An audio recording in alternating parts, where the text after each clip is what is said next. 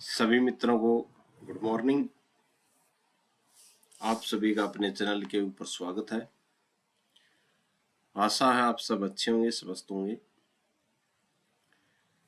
तो हम बात कर रहे हैं विधि शास्त्र के बारे में। विधि शास्त्र में जो पीछे की जो क्लास जो थी उसमें हमने देखा था कब्जा, और आज हम बात करेंगे स्वामित्व के बारे में कि स्वामित्व क्या होता है। कब्जे के लिए हमने पहले ही देख लिया था, आज बात करते हैं स्वामित्व।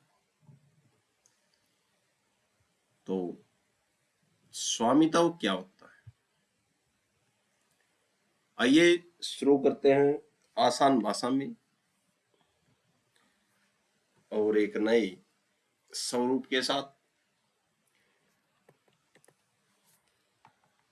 विधि शास्त्र के बारे में, स्वामित्व के बारे में बात करते हैं। अब आप स्वामित्व के बारे में पढ़ रहे हैं, जो एक कानूनी क्या है, सच्चाई है। ठीक है, चलिए इसे एकदम आसान भाषा में समझते हैं, रोमन बनाम इंग्लिश सोच में। ठीक है, तो रोमन सोच क्या है, किसके बारे में, स्वामित्व के बारे में। रोम के लोग बहुत स्पष्ट थे। वे कहते थे कि कब्जा सिर्फ शरीर का नियंत्रण है। ठीक है, लेकिन स्वामित्व जो है वो आत्मा जैसा पूर्ण अधिकार है। ठीक है, तो जो रोम के जो लोग जो थे वो क्या कहते थे, वो कहते थे कि जो कब्जा जो हो शरीर का क्या है, नियंत्रण है, लेकिन स्वामित्व आत्मा जैसा पूर्ण अधिकार है। ठीक है, उनके लिए मालिक होना कब्जा रखने से कहीं ज्यादा बड़ा था। ठीक है, यानी कि उनके लिए मालिक होना कब्जा रखने से कहीं ज्यादा बड़ा था। ठीक है, अब इंग्लिश जो है, रोमन बनाम इंग्लिश, इंग्लिश सोच क्या थी स्वामित्व के बारे में। यहां शुरुआत में जिसकी लाठी उसकी भैंस वाला हिसाब था भाई। कहां पे, इंग्लिश सोच में, कि जिसकी लाठी होगी उसकी भैंस होगी। ठीक है, जो जमीन पर बैठा है वही मालिक है।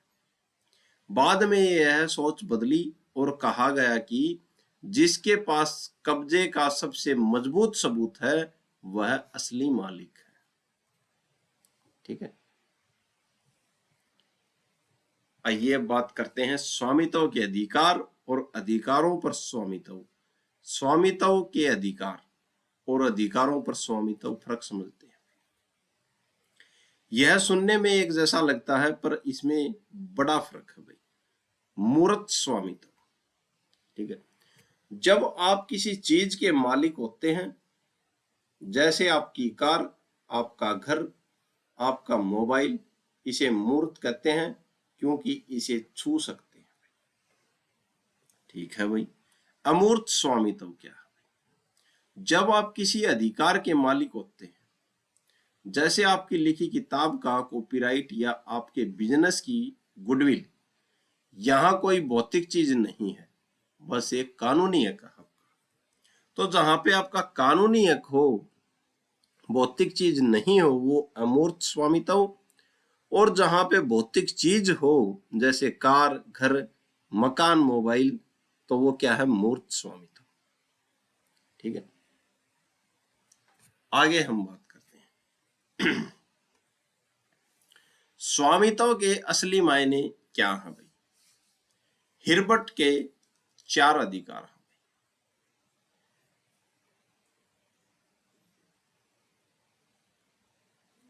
तो 4 अधिकार हैं।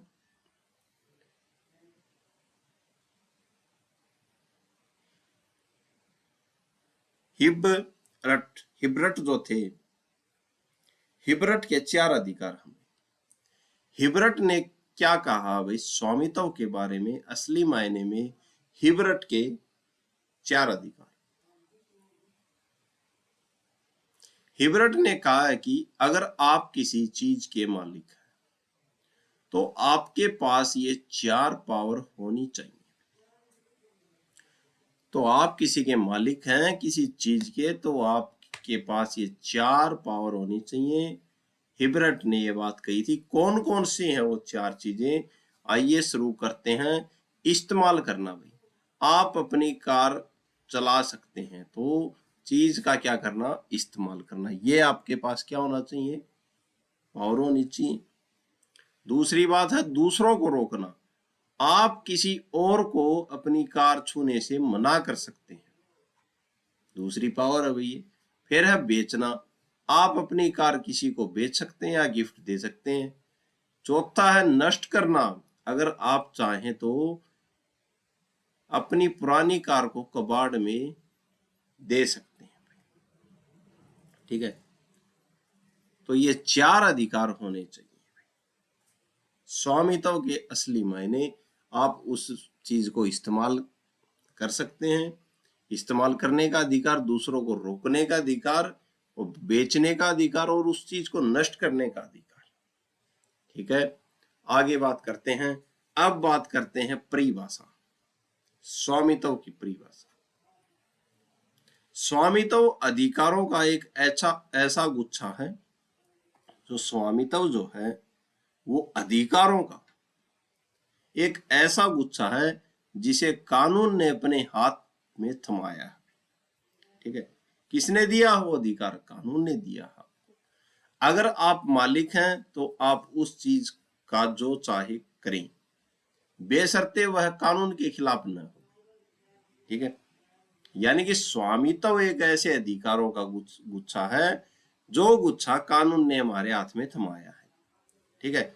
अगर आप मालिक हैं तो आप उस चीज का जो चाहे करें, बेशर्ते वह कानून के खिलाफ न हो,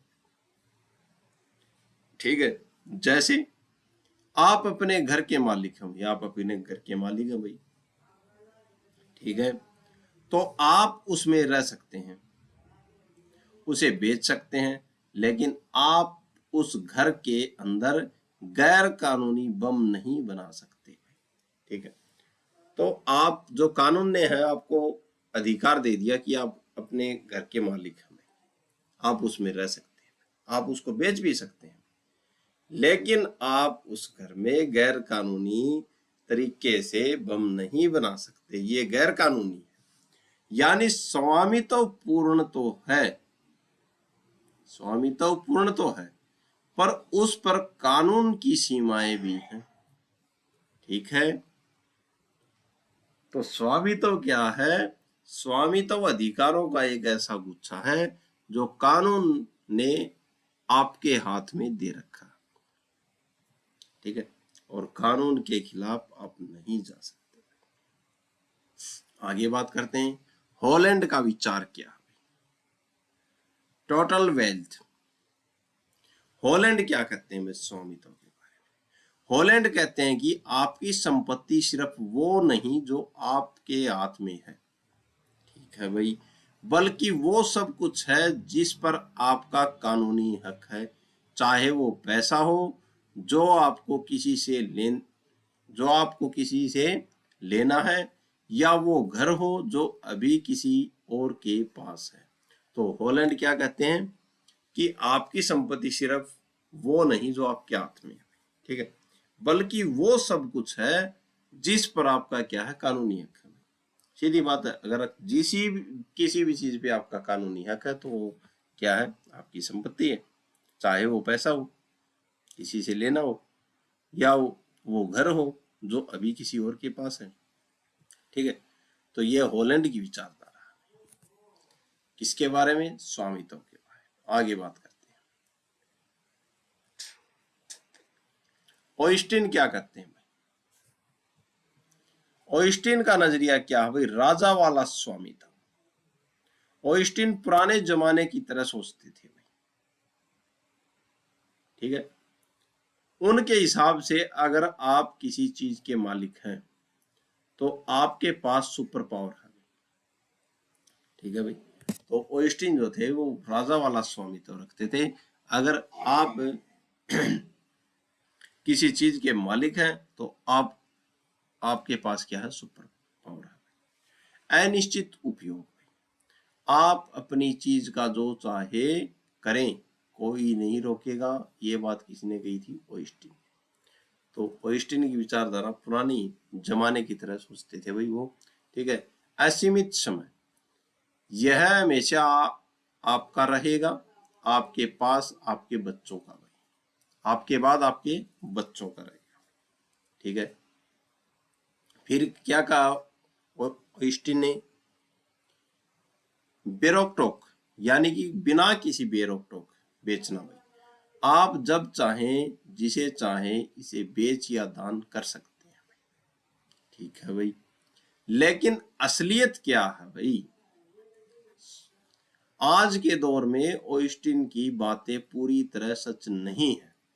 असलियत तो यह है, क्यों सच नहीं है, उदाहरण देखते हैं। आपकी जमीन है तो आप वहां बम नहीं बना सकते, लेकिन ऑस्टिन क्या कहते हैं, अनिश्चित उपयोग, आप अपनी चीज का जो चाहे करें, कोई नहीं रोकेगा। रोकती है भाई, गवर्नमेंट रोकती है अगर आप कानून के खिलाफ कोई काम कर रहे हैं, ठीक है। बम थोड़ी बनाने दिया जाएगा आपको, उपयोग पर रोक है भाई। सरकार आपकी जमीन सड़क बनाने के लिए ले सकती है भाई, असीमित नहीं है, ठीक है भाई, असीमित समय तक नहीं है, ठीक है। तो सड़क बनाने के लिए सरकार ले सकती है, क्यों ले सकती है, ताकि पब्लिक को क्या नहीं हो, परेशानी नहीं हो। तो आपको क्या दे देगी, पैसे दे देगी, तो असीमित समय नहीं है। आप अपनी जमीन पर गांजे के पेड़ नहीं उगा सकते, ये बात कह रहा है, नंबर 3 का विरोध है। आप चाहें जिसे इसे बेच या दान कर सकते हैं, तो ये नहीं है कि आपकी जमीन है कि उस पर कुछ भी करें, ठीक है, ऐसा नहीं है, ठीक है। अगर आप उसके ऊपर कोई जो मादक पदार्थ जो है नशे के लिए अगर उसका पेड़ उगा रहे हैं, तो वो भी क्या है, गैर कानूनी है। तो ऑस्टिन का जो नजरिया है वो पुराने टाइप का नजरिया है, इसलिए इसकी इसका जो क्या है, थोड़ा इसका विरोध है। अब सामंड का नजरिया क्या है, बचा खुचा अधिकार।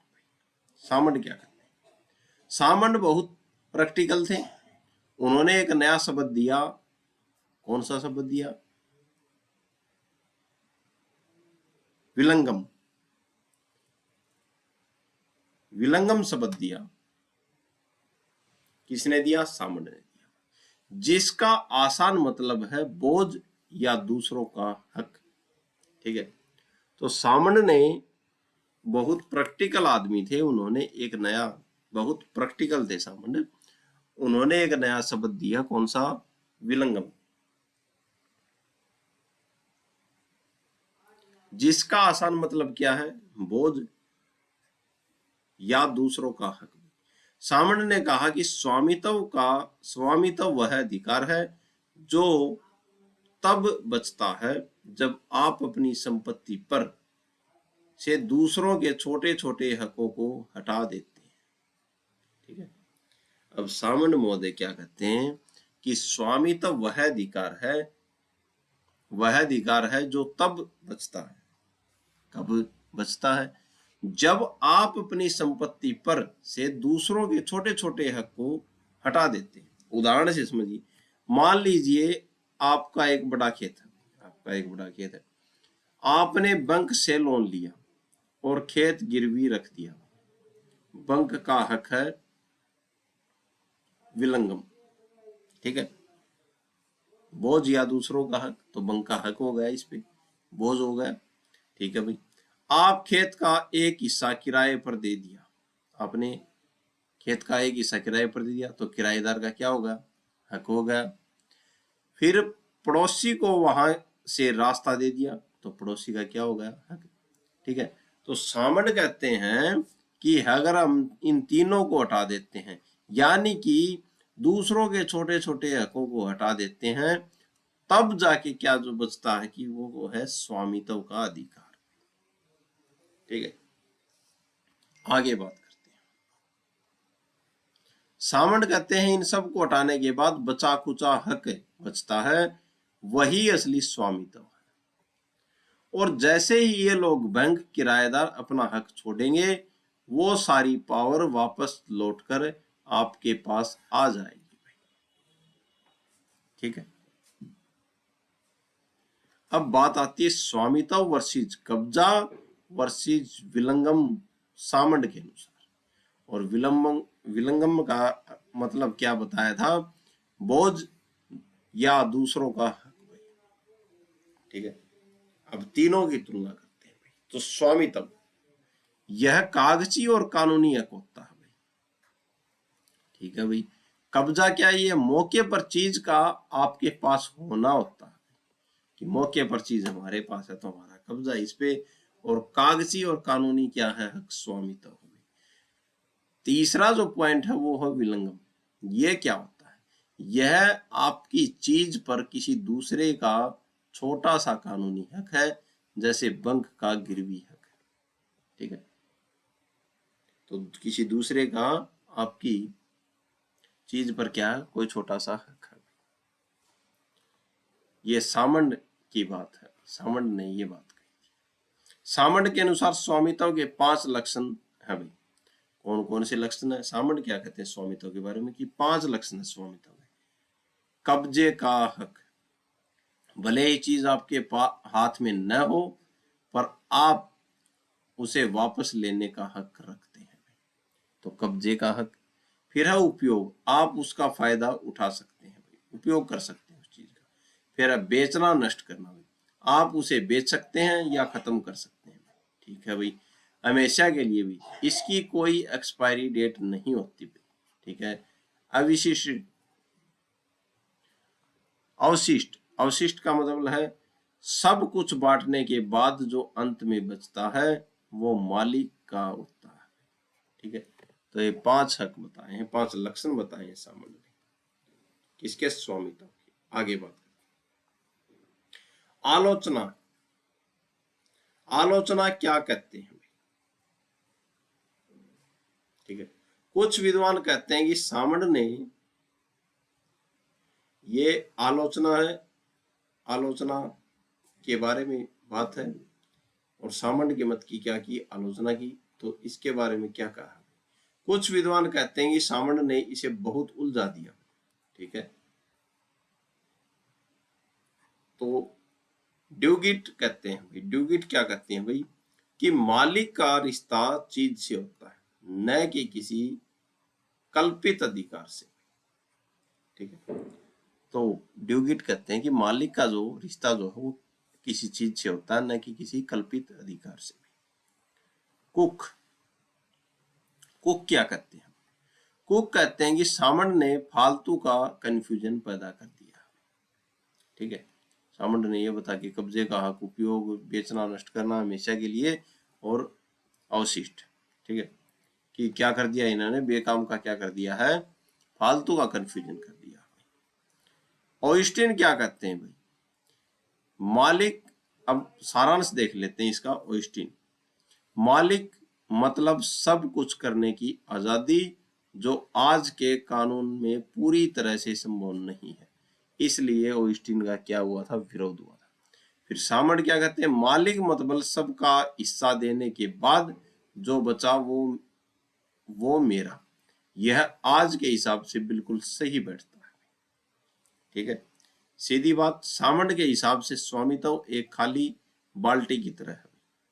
जैसे दूसरे लोग, बैंक, किराएदार, उसमें से मग भर भर के अधिकार निकाल सकते हैं, लेकिन बाल्टी फिर भी आपकी ही रहती है। जैसे ही वे अपना मग वापस डालेंगे, बाल्टी फिर से क्या हो जाएगी? भर जाएगी। ये बात सामंड ने।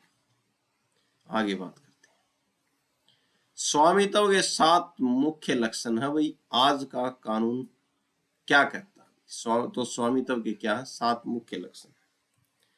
कानून के हिसाब से मालिक होने का मतलब यह नहीं है कि आप जो चाहे वो करो, आपके अधिकार सीमित हैं। तो कानून के हिसाब से मालिक होने का ये मतलब नहीं है कि आप उस जगह पर कुछ भी करो, ये नहीं है। ठीक है, आपके अधिकार क्या है? सीमित है। आइए देखते हैं 7 लक्षण। अकेला या साझा भाई। स्वामित्व पूरी तरह से आपका भी हो सकता है या आप किसी के साथ पार्टनरशिप में भी हो सकते हैं। अगर पार्टनर है तो आप अकेले फैसला नहीं ले सकते, तो आपका क्या कर दिया? अधिकार सीमित कर दिया। बात नंबर 2, इमरजेंसी में पाबंदी। अगर देश में युद्ध छिड़ जाए तो सरकार आपकी बिल्डिंग या गाड़ी का इस्तेमाल कर सकती है। आप यह नहीं कह सकते कि मैं मालिक हूं, नहीं दूंगा। ठीक है, तो दूसरा अधिकार सीमित कर दिया। इमरजेंसी में आपको देनी पड़ेगी अगर सरकार बोल दे कि आपकी जमीन चाहिए, आपकी बिल्डिंग चाहिए उपयोग के लिए या गाड़ी चाहिए। ठीक है, टैक्स का बोझ भाई। तीसरा पॉइंट, आपको मालिक बने रहने के लिए सरकार को टैक्स, प्रॉपर्टी टैक्स देना पड़ता है। जैसे टैक्स न भरने पर सरकार संपत्ति कुर्क कर सकती है। ठीक है भाई, तीसरा पॉइंट। चौथा पॉइंट क्या दे सकते हैं? चौथा पॉइंट है दूसरों को परेशानी न हो। आप अपने घर में इतनी जोर से गाना नहीं बजा सकते कि पड़ोसी सो न पाए। आप अपनी चीज का इस्तेमाल ऐसे करेंगे कि दूसरे को नुकसान न हो। तो आप अपनी चीज का जो इस्तेमाल कर रहे हैं वो ऐसे करें कि दूसरे को नुकसान न हो। ठीक है, बेचने पर पाबंदी। आप अपनी प्रॉपर्टी किसी को भी धोखा देने के लिए नहीं बेच सकते। जैसे बैंक का कर्जा न चुकाना पड़े, इसलिए अपनी जमीन चुपके से किसी और के नाम कर देना यह गैर कानूनी है। तो बेचने की पाबंदी है। कैसे पाबंदी है बेचने की? आप अपनी प्रॉपर्टी किसी को भी धोखा देने के लिए नहीं बेच सकते।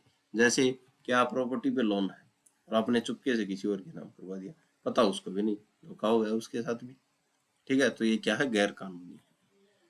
पॉइंट नंबर 6, बच्चे और पागल व्यक्ति। कानून मानता है कि एक बच्चा या मानसिक रूप से बीमार व्यक्ति अपनी जमीन जायदाद का सही फैसला नहीं ले सकता, इसीलिए उन्हें सीधे अधिकार इस्तेमाल करने की अनुमति नहीं होती। ठीक है, उनकी तरफ से कोई गार्जियन फैसला लेता है। ठीक है, तो वो जो उनके संरक्षण में रह रहे हैं वो उनकी तरफ से फैसला लेता है। ठीक है, छठी बात हो गई है। अब सातवीं बात क्या है? मौत के बाद भी हक। आप मर भी जाएं तो आपका स्वामित्व खत्म नहीं होता, वह आपके वारिसों, बच्चों या परिवार को मिल जाता है। तो ये 7 क्या है? मुख्य लक्षण है भाई। ठीक है, स्वामित्व। अकेले या साझा, तो अगर आपने साझा किया है तो दूसरे पार्टनर से पूछे बगैर फैसला नहीं ले सकते। इमरजेंसी में पाबंदी, अगर सरकार को आपकी बिल्डिंग या गाड़ी की जरूरत है तो ले सकती है। टैक्स का बोझ, टैक्स नहीं देने पर जमीन की कुर्की। दूसरों को परेशान न करें। ठीक है, बेचने पर पाबंदी है। ठीक है, धोखा देकर जमीन को नहीं बेच सकते, प्रॉपर्टी को नहीं बेच सकते। बच्चे और पागल व्यक्ति के जो फैसले हैं वो संरक्षक लेंगे, और मौत के बाद भी हक है आपका प्रॉपर्टी में। आगे बात करते हैं भारत में संपत्ति का अधिकार। भारत में संपत्ति का अधिकार क्या करता है भाई?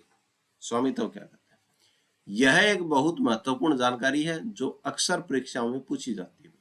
पहले क्या था भाई? संपत्ति रखना एक मौलिक अधिकार था भाई। ठीक है, जो आर्टिकल 31 में था।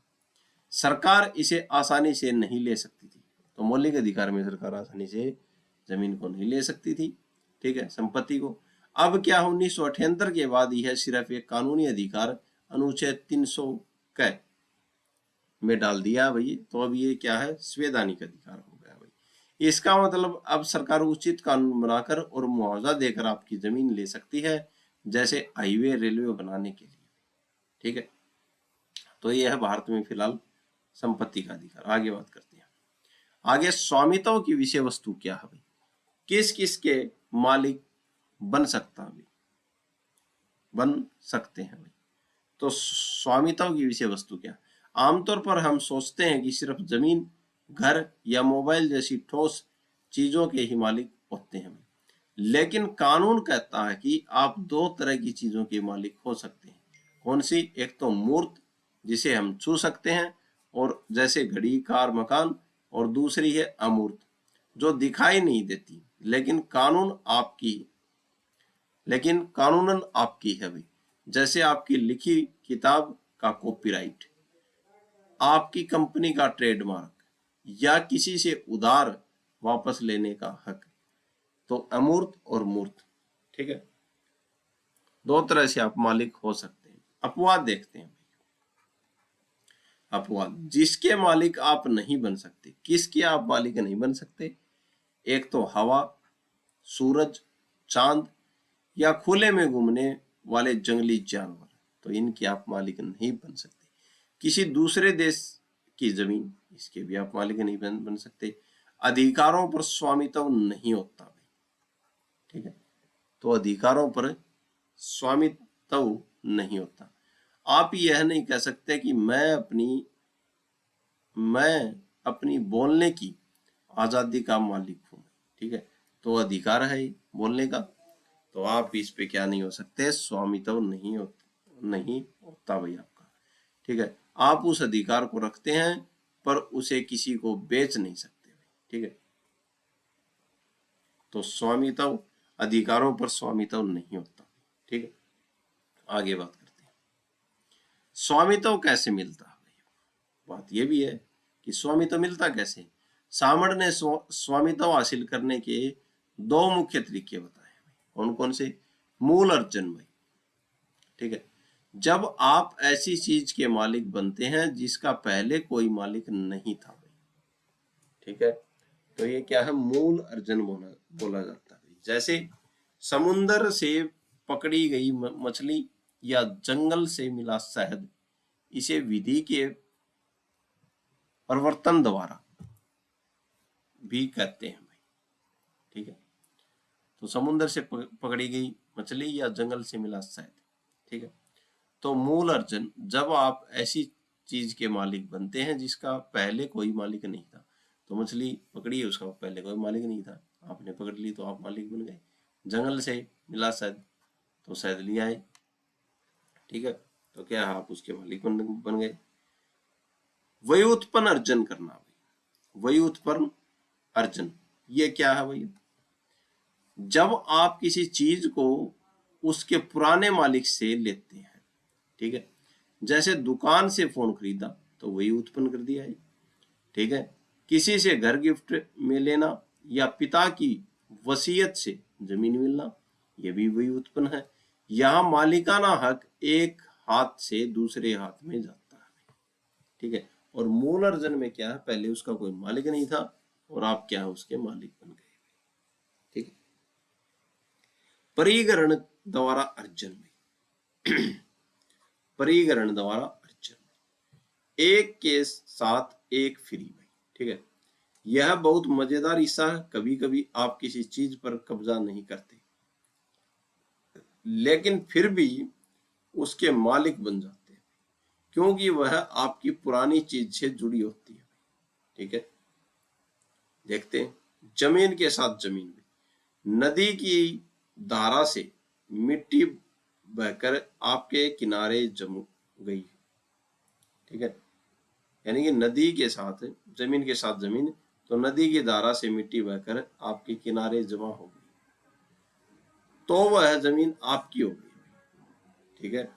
जमीन के साथ सामान में, आपने जमीन खरीदी तो उस पर खड़े पेड़ और फसल आपके हो गए, ठीक है। तो एक तो है क्या है? जमीन के साथ जमीन, ठीक है भाई, जमीन के साथ जमीन हो गई। नदी द्वारा क्या लाई गई? मिट्टी, और वो आपके किनारे पे जमा हो गई तो वो भी क्या हो गई? आपकी जमीन हो गई। फिर है जमीन के साथ सामान, आपने जमीन खरीदी, उस पे जो भी पेड़ पौधे लगे हुए हैं, फसल है, वो आपकी हो गई। चीज के साथ चीज, आपकी कार है तो उसके अंदर लगे नए टायर और इंजन के मालिक भी आप ही हैं। अगर आपने कुर्ते पर कढ़ाई करवाई है तो कढ़ाई का मालिक भी वही है जिसका कुर्ता है, ठीक है। तो चीज के साथ चीज, जमीन के साथ सामान और जमीन के साथ जमीन, ठीक है। तो ऐसे क्या है? स्वामित्व मिलता है। आगे बात करते हैं, आज की बदलती सोच क्या?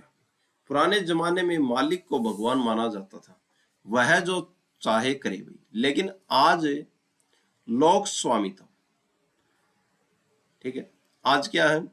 आज देखते हैं जैसे लोक स्वामित्व, रेलवे, बैंक और बड़े उद्योगों को सरकार यानी कि जनता के हाथ में रखा गया है ताकि अमीर लोग गरीबों का क्या शोषण न करें। ठीक है, तो लोक स्वामित्व क्या है, जैसे रेलवे, बैंक और बड़े उद्योगों को सरकार यानी कि जनता के हाथ में, सरकार कौन है, सरकार जनता ही तो सरकार के हाथ में रखा गया है। ठीक है, ताकि अमीर लोग गरीबों का क्या ना करे, शोषण नहीं करे। ठीक है, अब है सीमित अधिकार। आप अपनी जमीन के मालिक तो हैं, लेकिन सरकार उस पर कानून लगा सकती है, जैसे खेतों की जमीन पर फैक्ट्री न बनाना। ठीक है, तो सीमित अधिकार कर रखी है सरकार। ये होता है क्या, सीमित अधिकार। आगे बात करते हैं हम एकल बनाम सह स्वामित्व। तो एकल स्वामित्व क्या है, जब चीज का मालिक सिर्फ एक व्यक्ति हो, जैसे आपकी अपनी घड़ी। सह स्वामित्व, जब दो या दो से अधिक लोग एक ही चीज के मालिक हों, जैसे दो भाई का एक ही खेत है। सह स्वामित्व के दो बहुत जरूरी प्रकार हैं जिसमें अक्सर लोग कंफ्यूज होते हैं।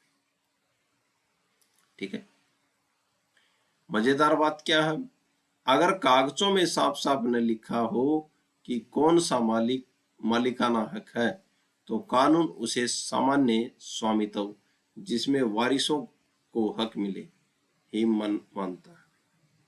ठीक है, आगे बात करते हैं न्यास स्वामित्व और हितप्रद स्वामित्व। ठीक है, तो न्यास स्वामित्व और हितप्रद स्वामित्व क्या होता है, यह डबल ओनरशिप का खेल है। एक ही चीज को दो मालिक दिखते हैं भाई, एक ही चीज के दो मालिक दिखते हैं। न्यासी, न्यासी क्या है, यह वह व्यक्ति है जिसके नाम पर प्रॉपर्टी है, यह बाहरी दुनिया के लिए मालिक है, लेकिन यह असल में एक चौकीदार जैसा है। यह प्रॉपर्टी का इस्तेमाल अपने फायदे के लिए नहीं कर सकता। ठीक है, हिताधिकारी कौन है भाई, अब यह वह व्यक्ति है जिसके फायदे के लिए प्रॉपर्टी रखी गई है। असली मलाई या फायदा इसी के पास है, किसके पास, हिताधिकारी के पास। और न्यासी जो है ये क्या है, इसके नाम पे प्रॉपर्टी है, लेकिन ये एक चौकीदार ही है, ये अपने फायदे के लिए इस्तेमाल नहीं करता। ठीक है, न्यासी क्यों बनाया जाता है, ठीक है, चार कारण होते हैं भाई न्यासी बनाने के। न्यासी बनाने के चार कारण क्या होते हैं, ये देखते हैं। अजन्मे बच्चे के लिए, जो बच्चा अभी पैदा ही नहीं हुआ है उसके नाम जमीन कैसे होगी, इसीलिए एक ट्रस्टी जैसे दादाजी के नाम जमीन कर दी जाती है जब तक बच्चा बड़ा न हो जाए। ठीक है, तो पहला पॉइंट तो यह है अजन्मे बच्चे के लिए। दूसरा पॉइंट है नाबालिग या मानसिक रूप से बीमार, जो खुद अपना ख्याल नहीं रख सकता भाई। ठीक है, तो ये दूसरा पॉइंट हो गया, न्यासी इसलिए बनाया जाता है। फिर अब बहुत सारे लोग, अगर 100 लोगों का एक ही जमीन पर हक है तो सब मिलकर साइन नहीं कर सकते, इसलिए 2 से 3 ट्रस्टी बना दिए जाते हैं जो सब की तरफ से फैसला लेते हैं। ठीक है, तो बहुत सारे लोग हैं तब भी क्या है, ट्रस्टी बनाया जा सकता है। फिर लड़ाई झगड़े वाले मामले, जहां दो लोगों के हित टकरा रहे हैं, वहां कोर्ट किसी तीसरे ट्रस्टी को जिम्मेदारी दे देता है ताकि प्रॉपर्टी बर्बाद न हो। ठीक है, तो इसलिए भी न्यासी बनाया जाता है। आगे बात करें न्यास बनाम संविदा क्या होती है भाई। ठीक है, कई लोग ट्रस्ट और कॉन्ट्रैक्ट को एक जैसा समझते हैं, पर इनमें बड़ा फर्क है, पुराना और नया।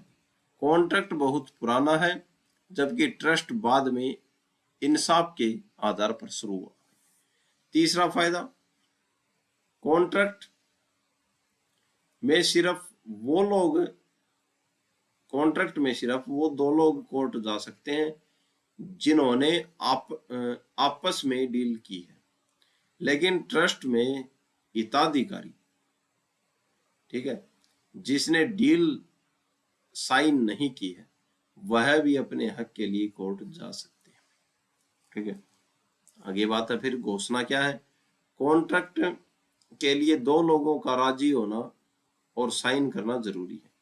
ट्रस्ट, ट्रस्ट क्या है? ट्रस्ट तो मालिक की एक घोषणा है, घोषणा से भी बन सकता है, चाहे जिसे फायदा मिल रहा है उसे पता भी न हो। तो जिसको फायदा मिल रहा है ट्रस्ट से उसको पता भी न हो, लेकिन जो मालिक की एक घोषणा से क्या है, बन सकता है ट्रस्ट। और जो कॉन्ट्रैक्ट है इसमें दो लोग राजी होने चाहिए और सही जरूरी है। ठीक है, सबके लिए हक में। कॉन्ट्रैक्ट सिर्फ उस व्यक्ति के खिलाफ होता है जिससे डील हुई है। ट्रस्ट का अधिकार पूरी दुनिया के खिलाफ होता है। ठीक है, तो ट्रस्ट का जो अधिकार पूरी दुनिया के खिलाफ होता है। एक और फर्क है, एजेंट और मालिक का रिश्ता अलग है। एजेंट कभी मालिक नहीं होता, लेकिन ट्रस्टी कानून की नजर में प्रॉपर्टी का मालिक बेशक नाम मात्र का होता है। ठीक है, ट्रस्टी क्या है, मालिक होता है, लेकिन एजेंट क्या है, मालिक नहीं होता। आगे बात करते हैं। विधिक बनाम साम्यिक स्वामित्व, यह इंग्लैंड के पुराने कानून से आया है।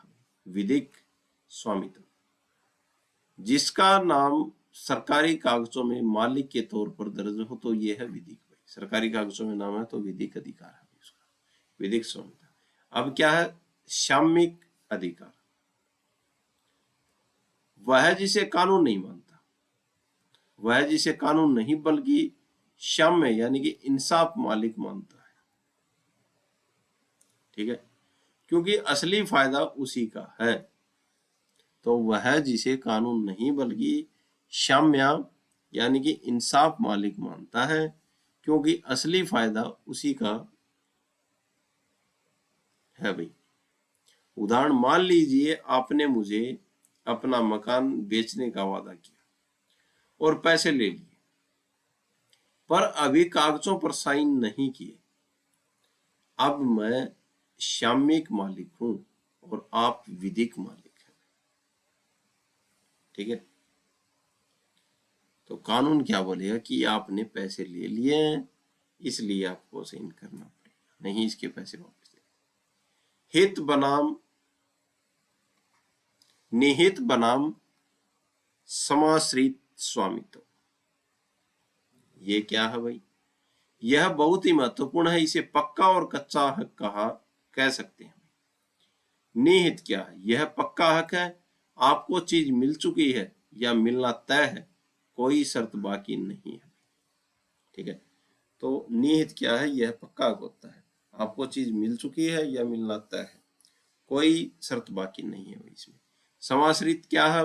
यह सशर्त हक है, आपको चीज तब मिलेगी जब कोई खास घटना घटेगी जिसका होना या न होना पक्का नहीं है।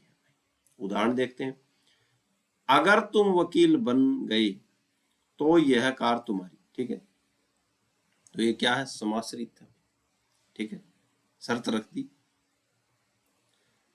अब वकील पता है बनी या नहीं बनी, खास घटना है तो ये भी। जब तक तुम वकील नहीं बनते तुम्हारा हक समाश्रित यानी कि कच्चा है, वकील बनते ही वह निहित यानी कि पक्का हो जाएगा। आगे बात करते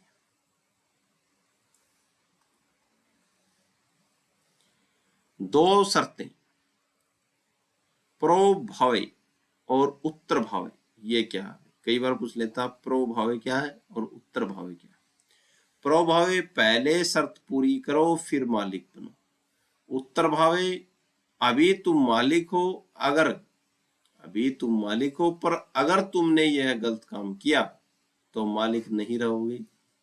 तो प्रोभावे में क्या है? पहले शर्त पूरी करो फिर मालिक बनो, जैसे पहले शादी करो तब जमीन मिलेगी। ठीक है, उत्तर भावे में क्या है? अभी तुम मालिक हो, उत्तर भावे में तो मालिक हो, अगर तुमने यह गलत काम किया तो मालिक नहीं रहोगे। उदाहरण देखते हैं, एक विधवा को पति की जमीन मिली, निहित हक है, ठीक है, निहित हक है भाई, विधवा को तो पति की जमीन मिली, लेकिन शर्त है कि अगर वह दूसरी शादी कर लेगी तो जमीन छीन ली जाएगी, ठीक है। यहां दूसरी शादी करना उत्तर भावे शर्त है भाई, मालिक तो है लेकिन अगर ये दूसरी शादी कर लेगी तो गलत काम कर दिया इसने, तो जमीन छीन ली जाएगी, जो उसके हक को क्या कर सकती है, खत्म कर सकती है। परोभावे बनाम उत्तर भावे शर्त, इसे एक गेम की तरह समझते हैं। परोभावी शर्त यह एक एंट्री गेट की तरह है भाई, पहले शर्त पूरी करो तब अंदर यानी कि मालिकाना हक कदम रख पाओगे, ठीक है। उदाहरण देखते हैं, अगर तुम एलएलबी में प्रथम आए तो मैं तुम्हें यह कार दूंगा, यहां जब तक आप फर्स्ट नहीं आते कार आपकी नहीं होगी, ठीक है। तो शर्त पूरी होगी तभी मालिक बनेगा। अगर शर्त गैर कानूनी है, जैसे चोरी करो तो कार दूंगा, तो पूरा सौदा ही क्या है, रद्द है। शर्त गैर कानूनी नहीं होनी चाहिए, ये बोल दे कि फलाने को मारा तब जमीन का कब्जा, ऐसे थोड़ी है। शर्त तो पूरा ही क्या है, सौदा रद्द है भाई। आगे बात करते हैं, ये प्रो भावे में आती है बातें। उत्तर भावे में मालिक है, अगर गलत काम कर दिया तो मालिक ही जाएगी। यह एक एग्जिट गेट की तरह है, आप अंदर तो आ चुके हैं, मालिक बन चुके हैं, पर अगर आपने शर्त तोड़ी तो आपको बाहर निकाल दिया जाएगा। उदाहरण देखते हैं, यह घर तुम्हारा है, लेकिन अगर तुमने यहां शराब बेची तो घर छीना जाएगा। तो घर है आपका, अधिकार है, लेकिन अगर शराब बेची तो घर क्या किया जाएगा, छीना जाएगा। यहां आप मालिक बन चुके हैं, पर गलत काम करने पर हक चला जाएगा। मजे की बात यह है कि अगर यह शर्त गैर कानूनी हो तो शर्त को हटा दिया जाता है और आप मालिक बने रहते हैं, ठीक है। आगे बात करते हैं, अगर शर्त गैर कानूनी है तो शर्त को हटा दो, काम ही मत करो, आप मालिक बने रहोगे। आगे बात करते हैं, निहित बनाम समाश्रित स्वामित्व, समाश्रित। तो निहित यानी कि पक्का और समाश्रित यानी कि कच्चा। निहित यह आपका पक्का हक है, अगर आप चीज का इस्तेमाल करने से पहले मर भी जाएं तो भी वह आपके बच्चे यानी कि वारिसों को मिलेगी, इसे बेचा भी जा सकता है, ठीक है। तो निहित है, पक्का हक है। फिर है समाश्रित, कच्चा, अगर मगर पर टिका है, ठीक है। अगर वह कल आया तो खालिस्तान हो जाएगा। इसमें अगर शर्त पूरी होने से पहले व्यक्ति मर गया तो उसका हक खत्म हो जाता है, वारिसों को कुछ नहीं मिलता, ठीक है। तो समाश्रित हक क्या है, कच्चा है। फिर अब पूर्ण और सीमित स्वामित्व। पूर्ण का मतलब क्या है, आप राजा हैं, चीज आपकी है, आप उसे बेचें, जलाएं या इस्तेमाल करें, कोई पाबंदी नहीं, तो क्या पूर्ण का। सीमित क्या है, पुराने समय में हिंदू विधवाओं को ऐसी संपत्ति मिलती थी, वे उसे सिर्फ अपने जीवन भर इस्तेमाल कर सकती थी, बेच नहीं सकती थी। उनकी मौत के बाद वह वापस असली परिवार के पास चली जाती थी, ठीक है। तो ये वो क्या था, सीमित था, वही सीमित स्वामित्व था। और पूर्ण स्वामित्व, आप बेच सकते हैं, चीज रख सकते हैं, आपकी चीज है, आप राजा। अंतरराष्ट्रीय स्वामित्व क्या है, अंतरराष्ट्रीय स्वामित्व, आज के दौर में स्वामित्व सिर्फ जमीन तक नहीं है, समुद्र, जिस देश का झंडा जहां पर है वह जहाज उस देश की जमीन माना जाएगा, यानी कि समुद्र की बात करें, अंतर्राष्ट्रीय स्वामित्व के बारे में, जिस देश का झंडा जहाज पर है, जहाज पर जिस देश का झंडा है, वह जहाज उस देश की जमीन माना जाएगा। ठीक है, यानी कि जिस जहाज पे है तो वो जहाज जो उस देश की जमीन मानी जाएगी। नया क्षेत्र क्या है? अब लड़ाई cyber space, internet, telecom network और अंतरिक्ष के स्वामित्व की है। इसके लिए दुनिया भर के देशों को आपस में नियम बनाने पड़ते हैं। ठीक है, तो समुद्र की बात करें अंतर्राष्ट्रीय स्वामित्व में, तो जिस देश का झंडा जहाज पर है, वह जहाज उस देश की क्या है? जमीन माना जाता है। आगे बात करें। फिर स्वामित्व और सामाजिक शक्ति क्या है? विद्वान फ्रीडमैन और रेनर ने एक बहुत गहरी बात कही है। पहले जिसके पास औजार और मशीन थी, स्वामी वह मजदूर और श्रमिकों का शोषण करता था, क्योंकि पावर और पैसा दोनों उसके पास थे। ठीक है, औजार और मशीन जिसके पास थी, वो स्वामी वह मजदूरों यानी कि श्रमिकों का शोषण करता था, क्योंकि पावर और पैसा दोनों उसके पास थे। ठीक है, लेकिन आधुनिक युग में इसे 3 तरीकों से बदला गया। यूनियन, अब मजदूर अकेले नहीं है, उनके पास ट्रेड यूनियन है, मालिक अपनी मर्जी से उन्हें निकाल नहीं सकता। ठीक है भाई। टैक्स, सरकार अमीरों के मुनाफे पर भारी टैक्स लगाती है ताकि वह पैसा गरीबों के काम आ सके भाई। ठीक है भाई। मैनेजमेंट, आजकल बड़ी कंपनियों में मालिक अलग होता है और कंपनी चलाने वाला एक्सपर्ट अलग। अब मजदूरों को भी मैनेजमेंट में हिस्सेदारी दी जाती है। ठीक है, तो स्वामित्व और सामाजिक शक्ति के बारे में ये आधुनिक युग में इसे 3 तरीके से बदला गया। आगे बात करते हैं। भारत में स्वामित्व राजा नहीं बल्कि नियम का गुलाम है। भारत में कोई भी व्यक्ति यह नहीं कह सकता कि यह मेरी चीज है, मैं इसका जो चाहे करूं। यहां आपका मालिकाना हक नियमों से बंधा है। ठीक है, कैसे?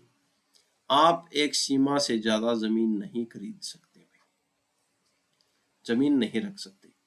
आप एक सीमा से ज्यादा जमीन नहीं रख सकते भाई। ठीक है, तो ये पहली बात है। फिर रेंट जो है वो कंट्रोल है। रेंट कैसे कंट्रोल है?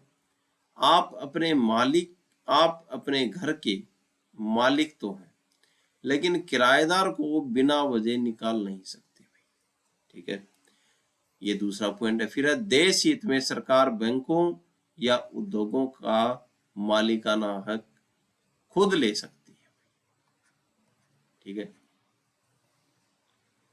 तो एक तो जो ये लैंड लॉ है, इसमें ये बात है कि आप एक सीमा से ज्यादा जमीन नहीं रख सकते।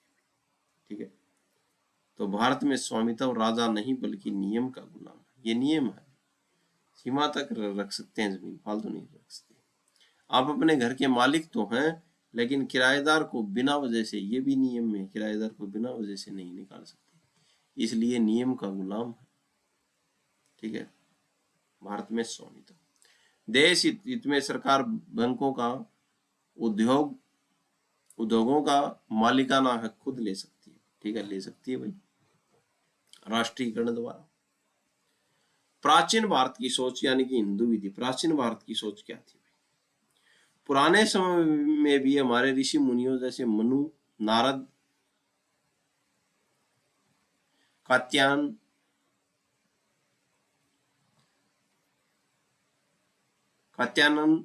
ने इसके बारे में बहुत विस्तार से लिखा था।